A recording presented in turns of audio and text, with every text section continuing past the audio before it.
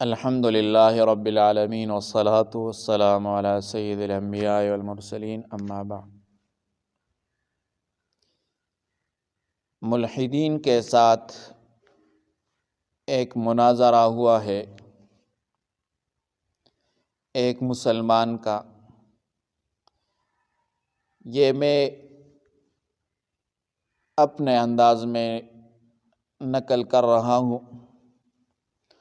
ملحد اور مسلمان کا دوسرا مناظرہ، لیکن اس کے بیان سے پہلے اگر آپ لوگ ہمارے چینل پر نئے ہو تو ہمارا چینل ضرور سبسکرائب کریں،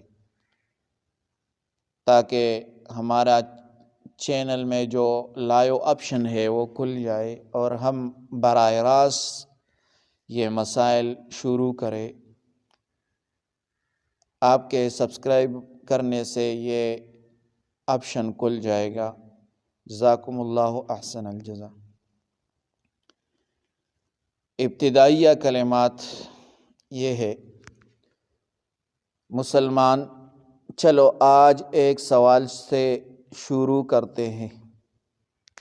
مسلمان نے کہا چلو آج ایک سوال سے شروع کرتے ہیں، تم خدا کو نہیں مانتے، ٹھیک ہے؟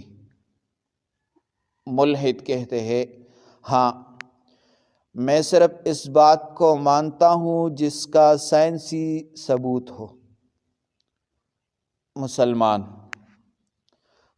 مسلمان مسکرا کر کہتے ہیں ٹھیک ہے، تم تو پھر چلو ثبوت کے 20 بیس بدلتے ہیں۔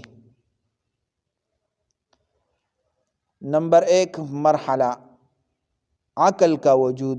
مسلمان نے کہا یار تم جس عقل سے سوچ رہے ہو وہ خود تجربے سے ثابت نہیں ہوتی۔ عقل نظر نہیں آتی، ناپی نہیں جا سکتی، لیب میں نہیں رکھی جا سکتی، پھر بھی تم اسے مانتے ہو، تو کیا یہ بغیر ثبوت کے ماننا نہیں؟ ملحد کہتے ہیں نہیں، ہم عقل کے اثرات سے اس کو پہچانتے ہیں۔ مسلمان نے کہا زبردست، پھر خالق کے اثرات سے اس کو کیوں نہیں پہچانتے؟ موجودگی، نظام، قوانین کائنات، زندگی، شعور، سارے اثرات ہیں، تو پھر خالق کا انکار کیوں؟ ملحد نے کہا ملحد دوبارہ سوچ میں پڑ جاتا ہے۔ مرحلہ نمبر 2 یہ ہے، تابڑ توڑ وار جواب مسلمان کا۔ مسلمان کہتے ہیں اگر سورج 2% بھی قریب ہو جاتا زمین جل جاتی، اگر 2% دور ہو جاتا تو برف کا گولا بن جاتی۔ گریویٹی، نیوکلیئر فورس، کاربن کے بننے کے ریٹ، ایک ذرا سا فرق پوری زندگی کو ختم کر دیتا۔ یہ سارا اتفاق سے ہوا۔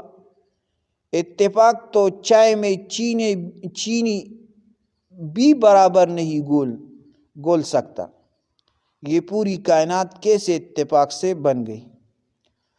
ملحد گھبرا گیا۔ بہت سی کائناتیں ہو سکتی ہیں۔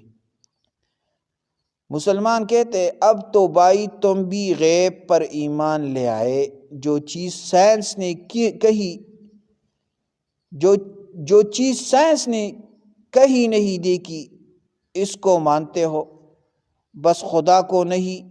یہ ضد ہوئی، عقل نہیں۔ مرحلہ نمبر 3 سوال یہ ہے، شعور کا بارے میں سوال ہے۔ مسلمان مسلمان نے کہا تم کہتے ہو انسان دماغ کی کیمیکل ریئیکشن کا مجموعہ ہے۔ اگر ایسا ہے تو محبت کہاں سے آئی؟ احساس جرم کہاں سے آیا؟ انسان سچائی اور جھوٹ میں فرق کیوں کرتا ہے؟ انسان فیصلے کیوں کرتا ہے؟ صرف کیمیکل ریئیکشن کو سچ جھوٹ حق باطل اچھا برا کوئی شعور نہیں ہوتا؟ انسان کا شعور خود اس بات کا ثبوت ہے کہ ایک اعلیٰ ذہن نے اسے بنایا ہے۔ مرحلہ نمبر 3، موت کا سوال۔ مسلمان نے کہا، اچھا بھائی، تم کہتے ہو کہ مرنے کے بعد کچھ نہیں، لیکن بتاؤ انسان مرنے کے خوف میں کیوں مبتلا ہوتا ہے؟ موت کے بعد کی سوچ دل کو کیوں ہلا دیتی ہے؟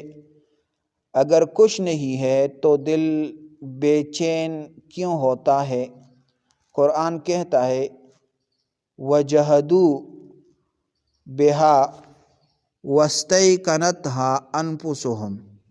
اس طرح قرآن پاک میں اس طرح آیت ہے، اللہ کا کمے بیشے معاف کرے، انہوں نے دل سے سچ جان کر بھی انکار کیا۔ انکار اکثر عقل کا نہیں، دل کی عزت کا ہوتا ہے۔ پھر مرحلہ نمبر 5 میں قرآن کی سچائی کا نیا زاویہ۔ مسلمان نے کہا، سائنس آج کہہ رہی ہے پانی سے ہر زندہ چیز بنی، کائنات پھیل رہی ہے، پہاڑ زمین کو جما دیتے ہیں۔ قرآن نے یہ سب 1400 سال پہلے کہا، کوئی ایک جملہ غلط نہیں۔ اگر یہ کتاب انسان کی ہوتی تو ایک غلطی تو نکلتی۔ پھر بھی چیلنج آج بھی قائم، فَأْتُوا بِسُورَةٍ مِّن مِّثْلِهِ۔ پھر آخری ضرب ذمہ داری کے ساتھ مسلمان نے کہا، یار یہ بتاؤ تمہاری زندگی کا مقصد کیا ہے؟ صرف کھانا، سونا، جینا اور مر جانا؟ اگر خدا نہیں تو مقصد بھی نہیں، اگر مقصد نہیں تو زندگی ایک بے معنی فلم ہے۔ لیکن دل کہتا ہے میں بے مقصد نہیں آیا۔ یہ آواز دلیل ہے کہ انسان خالق کی طرف کھینچنا جاتا ہے۔ اختتامی الفاظ میں نرم الفاظ کی دعوت اس نے دی۔ مسلمان نے کہا، بھائی میں تم پر زور نہیں ڈال رہا، بس اتنا کہہ رہا ہوں، ایک رات تنہائی میں دل سے یہ کہہ کر دیکھنا، اے خدا اگر تو ہے تو مجھے راستہ دکھا دے، گارنٹی ہے دل بدل جائے گا۔ ملحد چپ سوچ میں یہ باتیں پہلے کبھی اس زاویے سے نہیں سنی تو پریشان ہو گیا۔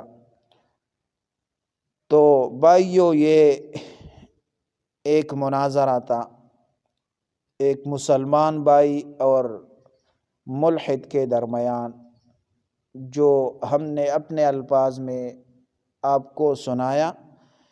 اس طرح یہ مناظرہ یاد کر لے، اگر خدا نخواستہ آپ کے ساتھ ایک ملحد مل جائے تو جب آپ پر یہ پریشانی نہ آ جائے اور آپ پریشان نہ ہو تو یہ سیکھ لے، اور ملحد کو کیسے پکڑیں گے تو یہ طریقہ بہتر طریقہ ہے، تو یہ سیکھ لے۔ جزاکم اللہ، اور ہمارا